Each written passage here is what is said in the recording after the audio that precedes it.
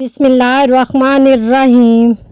بیماری میں چھپی ایسی رحمت جو شاید آپ کو پہلے کبھی نہ بتائی گئی ہو۔ اسی سند کے ساتھ یہ بات منقول ہے۔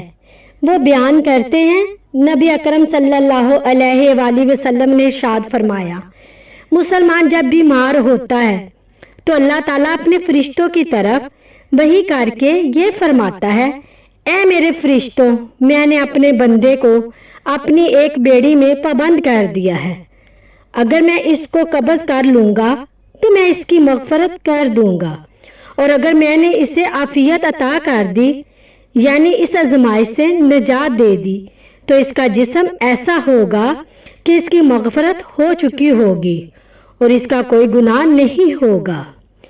یہ حدیث ہمیں یہ سمجھاتی ہے کہ بیماری مومن کے لیے صرف تکلیف نہیں بلکہ اللہ کی رحمت اور گناہوں کی معافی کا ذریعہ ہے۔ جب بندہ بیمار ہوتا ہے تو وہ اللہ کی خاص نظر میں آ جاتا ہے۔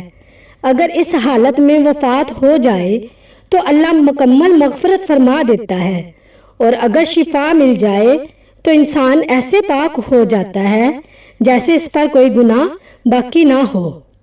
اللہ تعالی ہمیں ہر آزمائش میں صبر عطا فرمائے اور ہماری بیماریوں کو ہمارے گناہوں کا کفارہ بنا دے، آمین۔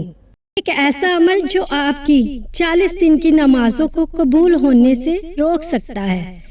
حضرت انس بن مالک رضی اللہ تعالیٰ عنہ روایت کرتے ہیں، نبی اکرم صلی اللہ علیہ وآلہ وسلم نے ارشاد فرمایا، جو شخص کاہن کے پاس جائے اور اس کی کہی ہوئی بات کی تصدیق کرے تو وہ اس چیز سے لا تعلق ہو جاتا ہے جو حضرت محمد صلی اللہ علیہ وآلہ وسلم پر نازل کی گئی ہے، اور جو شخص اس کی تصدیق کیے بغیر اس کے پاس جائے تو 40 دن تک اس کی نماز قبول نہیں ہوتی۔